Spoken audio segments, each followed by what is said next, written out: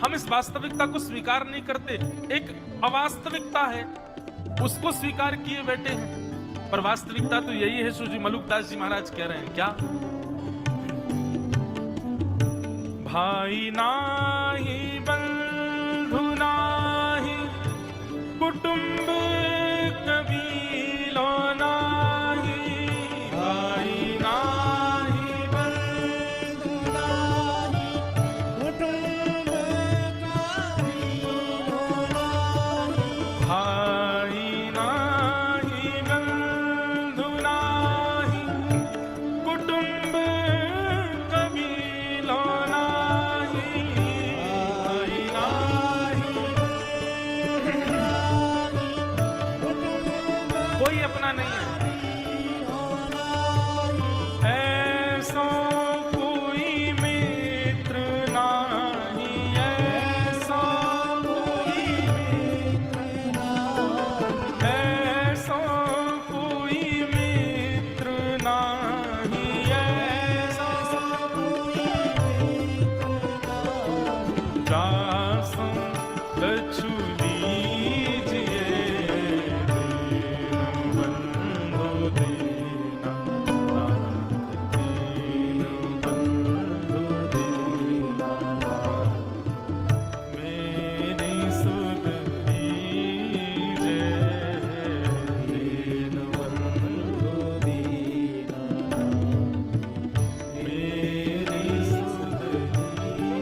संसार में बंधुओं सब लोग स्वार्थ लाग करहीं सब प्रीति, सुर नर मुनि जन की यह रीति।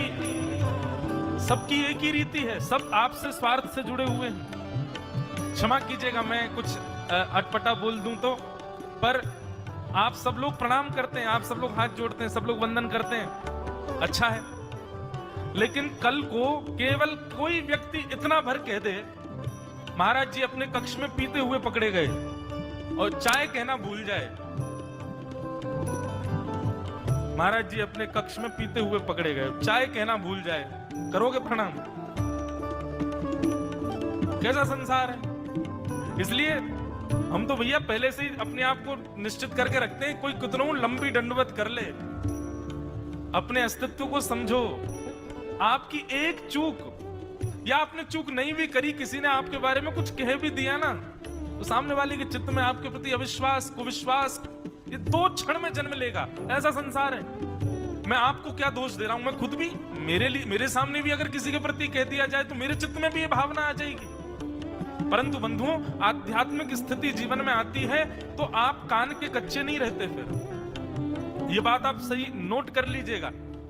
जब व्यक्ति आध्यात्मिक हो जाता है तो वो उसके भरने वाले कान कुछ भी कहें पर वो विश्वास नहीं करता। ये मैंने अनुभव किया है। वो तभी विश्वास करेगा जब स्वयं परख ले या जान ले। और नहीं तो एक और बात बताऊं, आध्यात्मिक व्यक्ति की एक स्थिति और होती है, किसी के प्रति यदि उसकी विश्वास है, किसी के प्रति उसका प्रेम है और उसके बारे में कोई यदि कोई कुबात कहे तो वो आध्यात्मिक यदि है तो उसकी स्थिति पता क्या होती है? भले ये दोष हो उनमें, पर मेरा प्रेम जिस भाव से है वो भाव मेरा रहेगा। वो अपने भाव को निष्ठुर नहीं होने देता।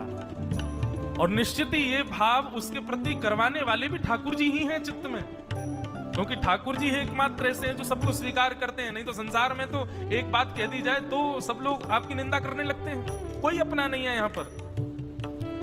आप एक काम करो, मेरी माँ है, मेरे पिताजी, मैं इनसे बहुत प्रेम करता हूँ, मेरे भाई बंधु ये मेरे सब अपने हैं। अच्छा, क्या करते हो? जॉब करते हैं। कितना कमाते हो? 1 लाख रुपए महीने कमाते हैं। घर बैठ जाओ, कमाई धमाई सब बंद कर दो, कुछ मत करो, 6 महीने के लिए घर बैठ जाओ। 6 महीने में नहीं वही परिवार के लोग आपको ताने देने लगे तो कहना, किसी काम के नहीं रहोगे तो फिर किसी को प्रिय नहीं लगोगे। बंधु महाराज जी, आपने भी कभी सुना तो होगा, पर हमारे सुनने में तो बहुत बार आता है। कई लोग आते हैं, आकर के कहते हैं महाराज जी कोई पंडित जी बताइए। मैंने कहा क्या करवाना है? बोले कि महामृत्युंजय का पाठ कराना है। मैंने किस लिए कराना है? बोले हमारी माता जी बहुत वयोवृद्ध हो गई हैं, अब उनसे चला फिरा जाता नहीं।